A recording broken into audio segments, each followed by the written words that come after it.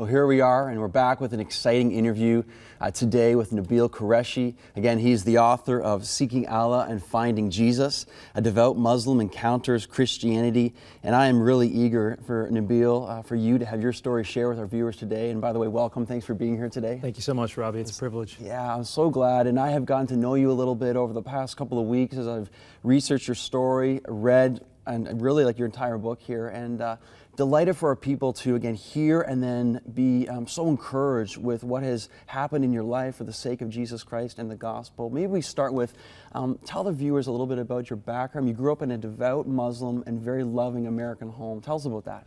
Yeah, well, my parents are from Pakistan. I was born and raised in the States. And being that they're from Pakistan, it was their desire to raise a devout Muslim child here in the States. So growing up, I learned how to pray the 5 daily prayers, prayed them regularly.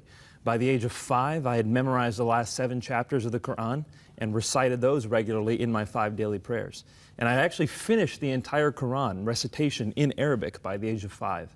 So it was a very devout Muslim life. But my parents also came with some presuppositions about the West. They see the immorality, they see the way people commit adultery, and they see things on TV and the immodest dress, and they impute all of that to Christianity because they see the West as a Christian area. So not only was it me practicing Islam, but they had also kind of taught me to defend myself against Christianity. And that's a common thing for Muslims around the world to come to the West with. And so growing up then, I was a devout Muslim, yes, but I was also trained with arguments to challenge and respond to the gospel. How did that affect your childhood then growing up compared to like other American kids? And you've kind of spoken that a little bit, but just flesh that out a little bit more. Well, you know, what I really noticed was for us, Islam was our identity. Like we knew Islam, we were Muslim, and that's what we were representing wherever we went. My parents really had no choice. My mother, she would wear the burqa, so obviously whenever someone saw her, immediately they're thinking Islam. And I realized that the other kids didn't really own their faith. Yeah, they might call themselves Christian, yeah, they might go to church, but that didn't affect the way they lived. It didn't affect the way they thought. And so that was something that made us even more proud. As Muslims, we thought, we are following the true God. He affects and permeates every aspect of our lives. Whereas in the West, people realize their faith is false, and that's why it doesn't really affect the way they live. That's kind of how we subconsciously thought. So then for your whole childhood, this is how you were brought up, this is your thinking, these were your convictions. Again, this was your identity, which really stuck with me as well. But there was one particular friendship that you developed, and maybe you can tell us what age that was and how that over time started to introduce you to Christianity. Absolutely. It was something I did regularly was I would challenge people on the gospel. Friends would say to me, Nabeel, do you know Jesus? And of course, Muslims have a very developed view of Jesus. They believe he's the Messiah. They believe that he's a miracle-working man. He's sinless. Muslims believe Jesus is going to come back at the end of times. And so I would have a script ready to give, and I would challenge people on their view of Jesus. And by the way, how did Christians generally do when you did challenge them on their faith? Miserably. Yes. What I realized very early on was that even the slightest challenge on the Bible, on the reliability or the compilation of the Bible, or on Jesus' deity, or on the Trinity especially, no one really knew more than just enough to say what they were told to say. They didn't really know why they believed what they believed, didn't know how to defend it. And so as part of me honoring Islam, I would challenge Christians. Because you see, Muslims see the Trinity as polytheism, and that's offensive to Muslims. And so in so challenging one specific Christian, for the first time, and this is when I was a freshman in college, for the first time someone was able to actually respond to my challenge. And I realized this guy not only knows some information about his faith, but he actually cares about his faith. And so we developed this friendship that resulted from me challenging him on the Bible.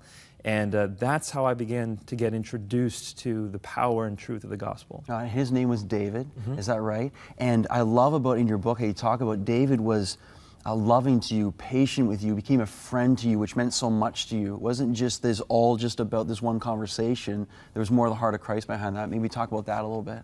Yeah, I really do think that, well, I believe what Jesus says. Jesus says that unless you're willing to pick up your cross and follow me, you are not worthy of me.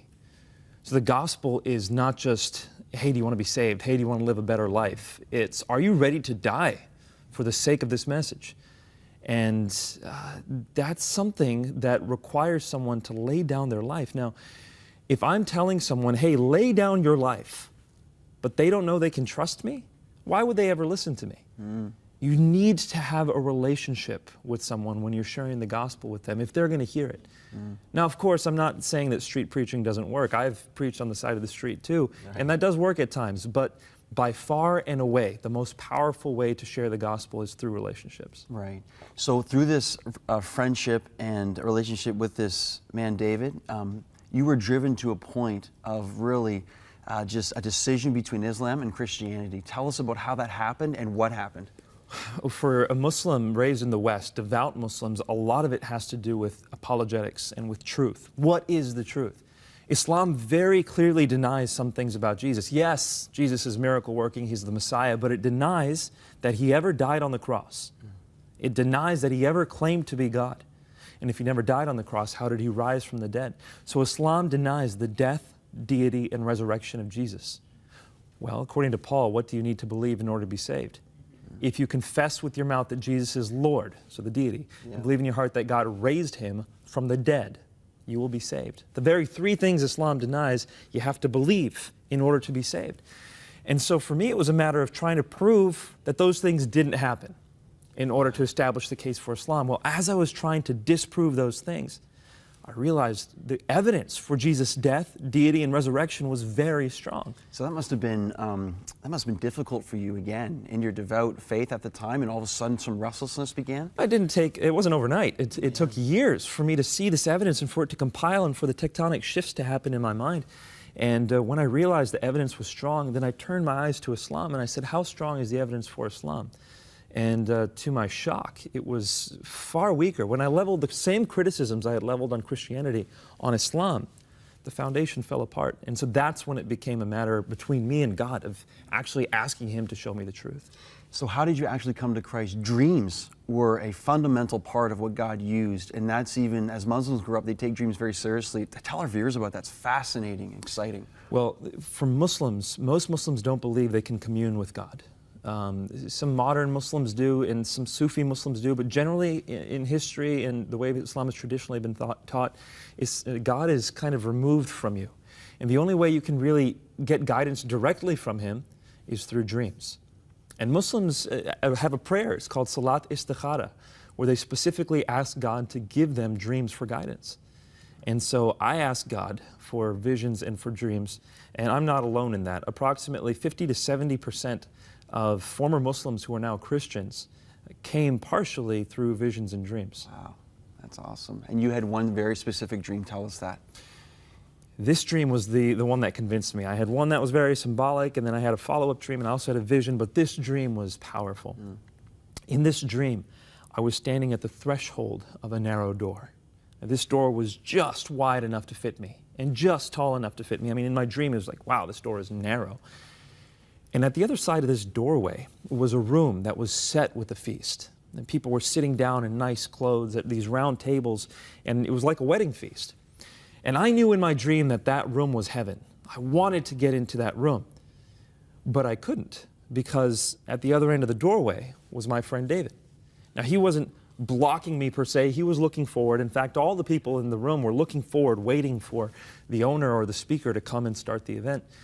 But I couldn't get in because he was blocking the way, and so I looked at him and I said, David, I thought we were going to eat together. And he says, you haven't responded. And in the dream, right there, I knew I needed to respond to the invitation David was giving me in order to come into heaven. But this is where it got crazy. When I woke up, I told my friend David the dream. And he said, Nabeel, this dream is so clear. Just go to Luke chapter 13. And I went to Luke 13 for the first time. I had never been to Luke 13 before. And when I opened it up, there was a section there that was titled, The Narrow Door. And when I saw it, my heart just stopped. I bet it did, yeah. And I'm going to paraphrase it. Basically what it says is Jesus was going through the towns and villages preaching the good news. And the disciples said, Lord, are many going to be saved? And he said, make every effort to enter through that narrow door, because many will try and few will be able. And you will see people sitting inside at the feast of the kingdom of heaven. Make every effort to enter before the owner comes and closes that door. And so I knew that God had given me a dream straight out of the Bible. And He placed me inside a parable, showed me exactly where I was. And He left my decision up to me. It was very clear for me at that point what I needed to do. So then what did happen from that point? Because again, your story is amazing in the sense that it wasn't just necessarily that day, but it took a while for you to actually give your life to Christ. You know, Robbie, in order for a Muslim to become a Christian, they have to be willing to give up a lot. Depending on how devout their family is, their identity is usually wound up in Islam. So it wasn't just me saying, I'm going to change my beliefs. That's right. It's me saying, I'm going to leave my family and everything they've stood for, all the way back to Muhammad's time. I mean, my last name's Qureshi. If Muhammad had a last name, it would have been Qureshi. He was part of the Quraysh tribe. And so I had to give up everything. My mother was the daughter of a Muslim missionary, so I had to give up all that. I'm the eldest son in my family. I'm the one who's supposed to bring honor to the family. If I become Christian, that's the worst thing I could possibly do. And so I have to think, not only am I giving up my family, I am consigning my family's reputation to the flames, basically. And so it was something that I needed a lot of time to wrestle through and to pray through. And I asked God to comfort me through it. And it was when I read His Word that I received the promises of God, Mark 10:29. Yes. And also the encouragement from God to go ahead and make. And you went through a whole time of mourning in this too. And I remember you came to Matthew chapter 5 and the Beatitudes. And blessed are those who mourn, for they shall be comforted. It's beautiful. And so that was one of the turning points as well, I can't tell you how beautiful that message was. You know, in the Quran, there's nothing that says I'm giving you comfort if you're hurting.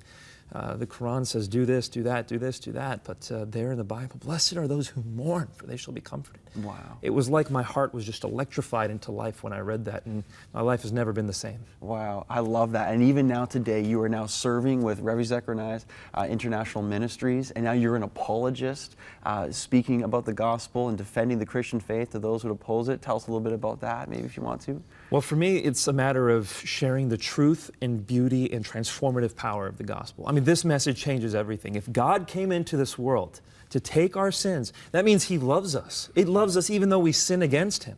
And then He takes a look at us. While He's on the cross, bleeding and dying for us, the words we should remember are, as I have loved you, so love one another. That's the call we're given as Christians. He's given us everything we need in this life and this afterlife, so all we have to do is follow Him and pour ourselves out for the sake of those around us.